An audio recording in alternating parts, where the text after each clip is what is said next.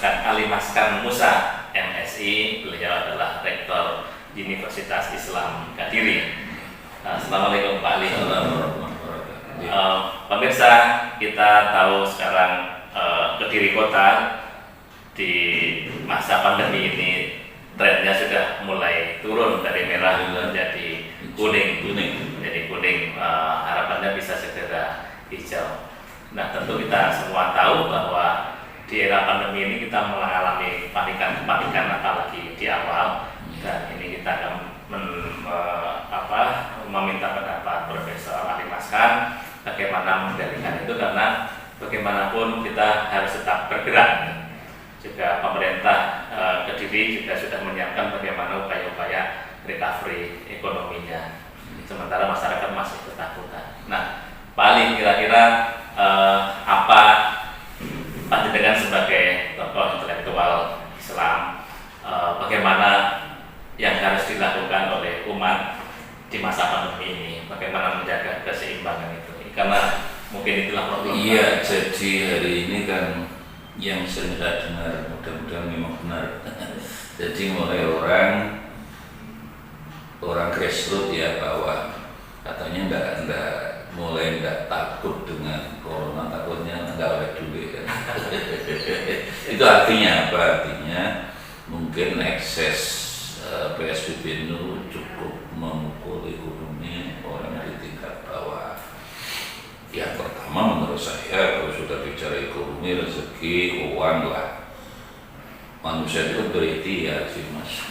Betul. Jadi Tuhan mesti memberi, cuma berapa memberi itu tergantung Gusti Allah lah gitu. Hanya kita kadang-kadang masih sering dikte Gusti Allah, mintanya harus banyak. Tapi bahwa ada pandemi, ada corona, ada tidak corona, Allah masih pasti memberi rezeki. Dan kita tetap berikhtiar. Nah, dalam konteks ikhtiar inilah harus lahir dan batin menurut saya.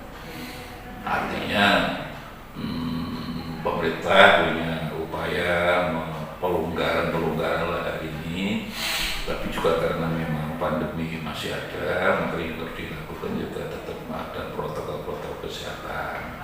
Tapi menurut saya yang paling penting seperti juga penjelasan pemerintah sendiri lewat para dokter itu, yang hari ini yang paling bahaya kan takutnya itu.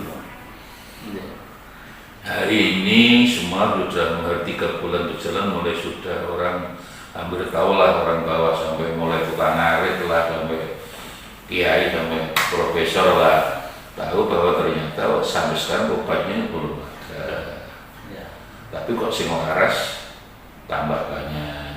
Tiap hari kalau baca di koran sampean Japos misalnya ya, kan selalu diungkap hari ini positif 300 berapa itu, 34, tapi yang sembuh 800, yang meninggal hanya 17. Itu stabil itu loh. Okay. Padahal belum ada obatnya, belum ada vaksinnya, sehingga orang mulai ada, alhamdulillah itu semacam proses membesarkan hati bahwa memang penyakit ini, kesimpulan yang bisa kita sampaikan, memang ada cepat menular, cuma ya gampang waras. Belum diobati kok waras, imunitas. Lah imunitas itu musuhnya hanya satu, tidak boleh takut.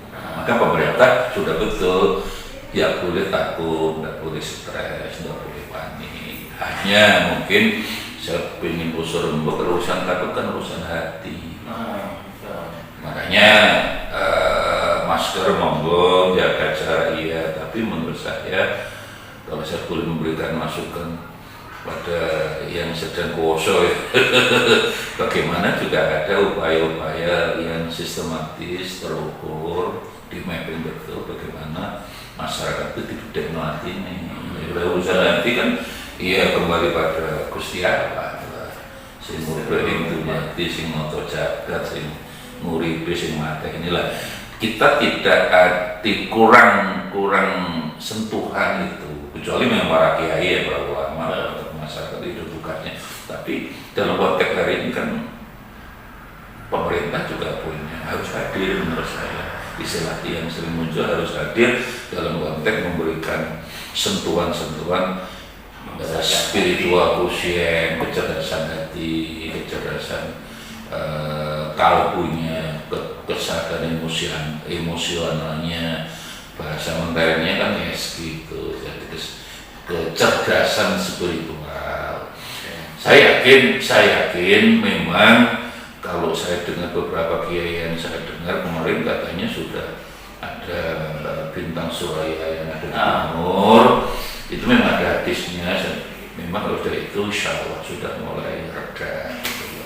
Maka dengan demikian kita tetap memberikan dukungan pada Pemkot Kediri, termasuk juga mungkin kabupaten juga, bahwa tetap harus ada protokol kesehatan, apakah masker, apakah menjaga jarak. Tapi yang belum terasa ada program yang betul-betul terukur menurut saya. Bagaimana itu kan urusan hati. Jadi masker tetap, ibarat mobil itu ya tetap bodinya dicek sinabel lah ya, tapi kan mesinnya juga harus, itu kan urusan hati. Urusan hati itu berarti urusan tidak salah kalau Pemkot diajak masyarakat diajak doa bersama, tapi tidak dalam forum besar misalnya. Walaupun sekarang kan makluman kerumunan sudah dicabut, tapi adalah semacam masjid-masjid itu justru kesehatan, tapi justru suruh baca ini, suruh baca ini, itu bagian daripada ngedek hati masyarakat itu penting gitu loh menurut saya. Begitu. Ada diskusi yang sangat menarik sih di nasional ini kan, di masa pandemi ini dalam urusan sains, agama dan filsafat ini itu keras sekali. Mungkin diskusi itu muncul karena orang mempertanyakan pandemi ini bisa diselesaikan dengan sains apa dengan agama, atau perannya apa. Nah, mungkin apa yang disampaikan Pak Alif, apakah itu terutama gini mas, saya itu coba kemarin itu membaca Al-Quran ya dalam konteks agama ya. Di Al-Quran itu penyakit itu bahasa Arabnya kan marad. Dan ini ternyata disebut sampai 19 kali, yang membuat kita luar biasa. Berarti Quran sepertinya sudah mengingatkan akan ada peristiwa seperti ini. Jadi itu 19 kali ya, 19 kali. Lafaz penyakit itu, maradun itu 19 kali. Kemudian jamaknya amrodun itu 5 kali. Tapi untuk yang mufrad itu 19 kali persis. Hanya yang menarik, Quran tidak pernah salah menurut saya. Kata maradun itu mesti digandeng sebelum mesti dengan hati, fi qulubihim maradun.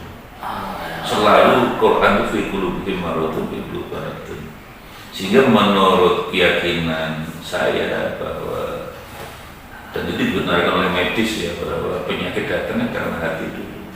Makanya kalau nyanyian kita bangunlah jiwanya, bangunlah raganya, betul. Jadi kalau jiwanya sudah sakit, raga itu sakit. Bukan dibalik menurut saya. Bukan raga menentukan jiwa, menurut saya tidak. Saling menentukan, tapi bahwa jiwa ini lebih kuat pengaruhnya daripada kepada raga. Dan saya punya beberapa teman kedokteran di Erlangga itu memang sama, jadi pengertiannya bahwa orang sakit itu faktor kurang gizi, faktor kurang olahraga, ya mungkin masih merokok, ya itu ya, tapi itu 30%.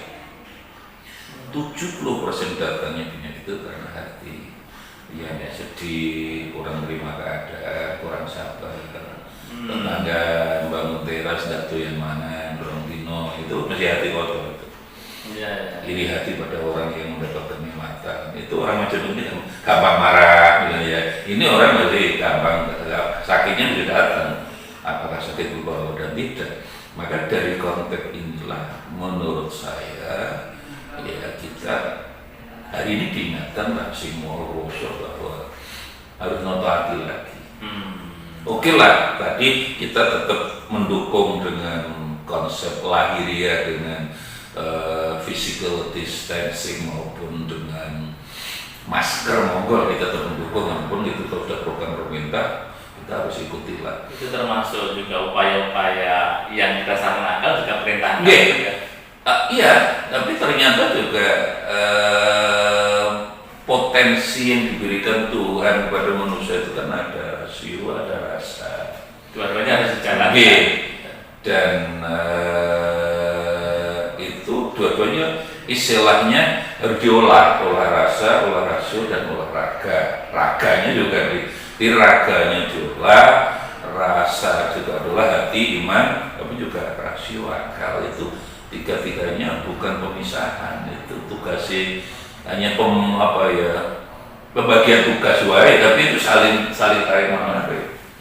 Dan menurut saya sekali lagi kajian-kajian psikologi ilmu jiwa justru yang lebih menentukan bukan fisik tapi jiwa, bukannya balik. Makanya nyanyian kita udah betul sekali dibangun jiwanya bukan raganya. Jiwa dulu, jiwanya kuat, raga menjadi kuat. Orang kalau sedih kan nggak tahu yang mana. Orang kalau keadaan ingat orang yang paling dicintai misalnya, tidak bisa tidur, itu betapa hati itu lebih menentukan daripada fisik. Isi lebih penting daripada kulit. Lah, sentuhan-sentuhan dari pemerintah dalam hal ini Pemkot lah tentang ini yang mungkin perlu dirumuskan ulang, perlu diusulkan lah. Ya, kita setuju lah orang jaga ke RW apa itu gang-gang ditulis si corona memang gitu. Tapi kalau justru besar-besaran itu membuat orang takut, itu yang harus dihindari. Ini dengan besar-besaran itu seperti itu orang ingatkan hati-hati betul. Tapi itu bablas, tidak terukur. Akhirnya menjadi takut semua. Akhirnya konsep awal kita tidak boleh takut karena imunitas itu karena hilangnya rasa panik, takut malah datangnya ketakutan. Itulah yang menurut saya harus dipikirkan ulang.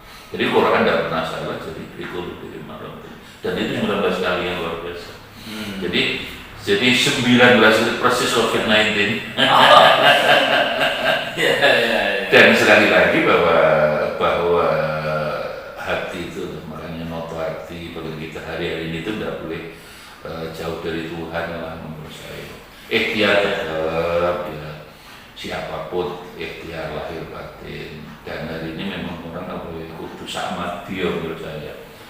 Biasanya seminggu sekali mangan sate lewat siput, misalnya sekarang yang mungkin berminggu sekali. Jadi mulai apa ya?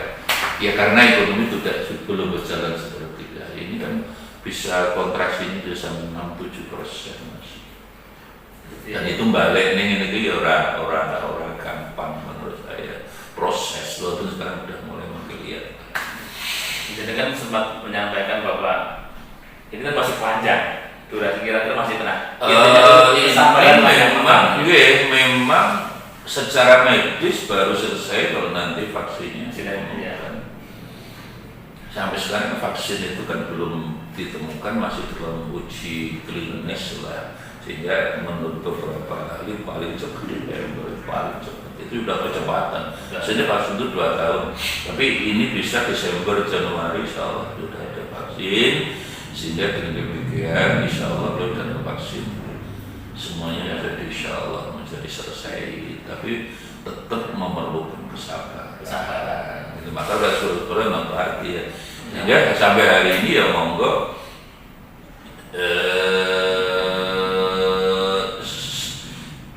apapun diterima lah yang penting.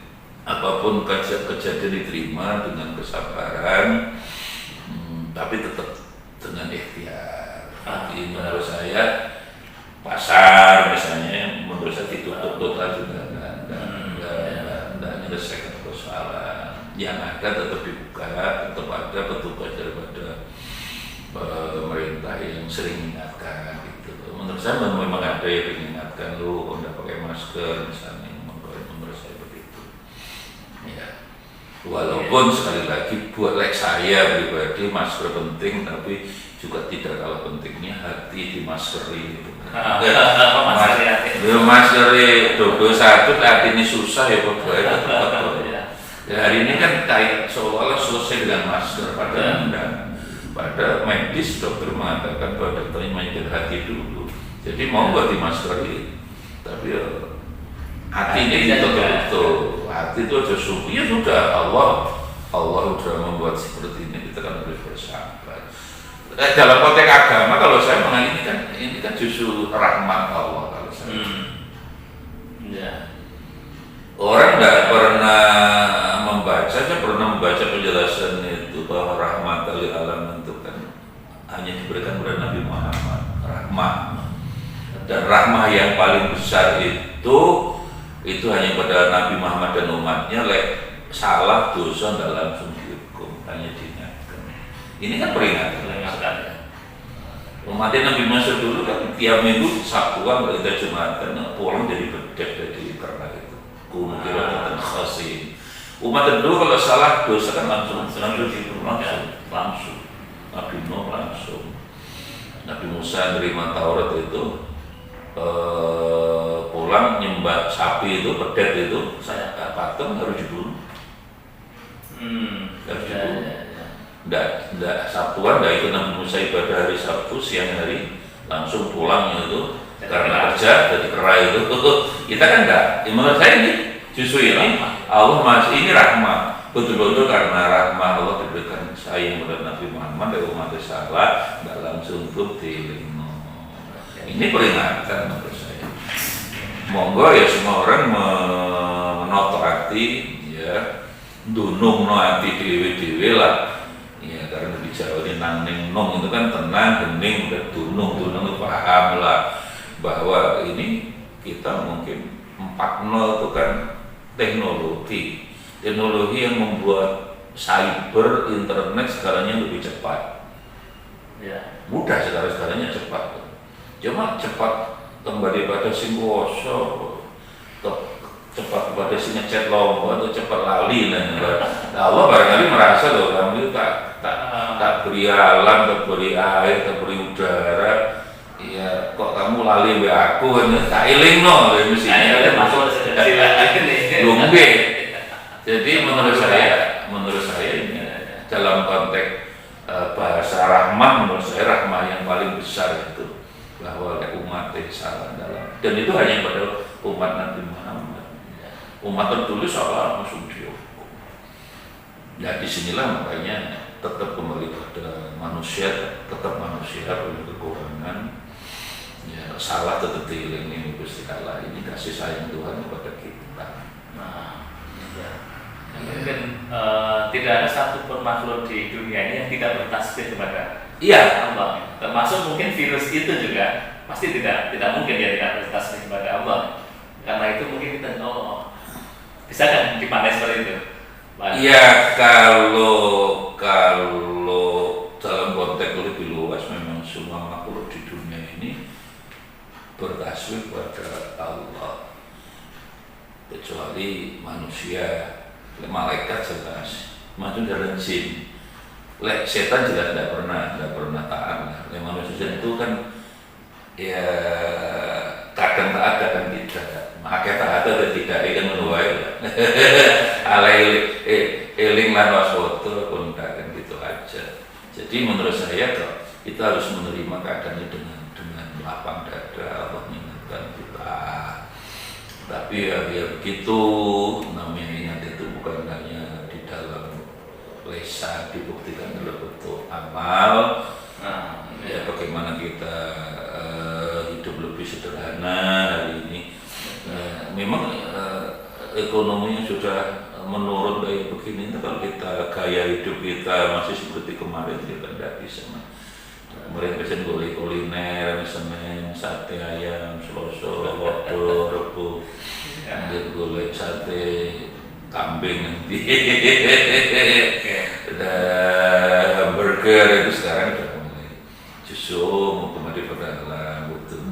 Kalau perlu sekarang tidak salah kalau Pemkot misalnya wali kota kurangi lemak. Jadi ini kan juga yang membuat itu kan lemak-lemak juga. Jadi kayak tempe, tahu salah satu digoreng, ditumpangnya, ditumpangnya segel, itu kayak lombok, selesai. Kayak orang dulu kan begitu tidak biaya tidak banyak. Jadi justru mestinya dalam konteks sosiologi ya, setiap ada konseling mesti ada enabling. tiap ada kendala itu ada peluang. Ya. Ya, di sini kan kendala semua, tapi justru itu kita oleh Gusti Allah kan mikir mesti selalu ada jalan keluar, ada peluang. Istilah setiap ada constraint, ada kendala, itu mesti ada peluang. Cuma memang saya berkata guru besar sosiologi itu sering mengingatkan memang, dan itu sering menjadi catatan para ahli sosiologi, setiap ada perubahan itu umumnya orang kan memang salah kaprah, dia fokusnya pada perubahan itu. Mesti kan sikap yang benar terhadap perubahan. Nah ini barangkali tugas juga bersama. Jadi ini orang protes ini sih mati biro. Padahal yang penting noto arti sikap yang benar. Sikap ini siapa dan cukup ya. Kalau bahasa agama, kalau bahasa ilmu ya positive thinking, harus punya rasa positive thinking, nggak gampangan. Jadi ini persepsi ini kalau tidak diluruskan ini yang paling bahaya. Setiap ada kejadian perubahan dalam ilmu sosial itu kan seringkali life change unit, jadi perubahan itu sendiri seolah lebih penting. Pada setiap ada perubahan itu kan kita harus mengetahui sikap kita ada perubahan apa. Saya sering membuat contoh yang agak ringan tapi insya Allah benar lah Mas. Jadi saya punya teman, tidak salah sudah 7 kali ya, teman dekat lah, meninggal dunia. Teman saya yang laki itu istrinya pingsan, kematian sudah perubahan, pingsan. Tapi mengapa kita tidak pernah dengar ada seorang suami sih semaput nanti lo bujuni mati?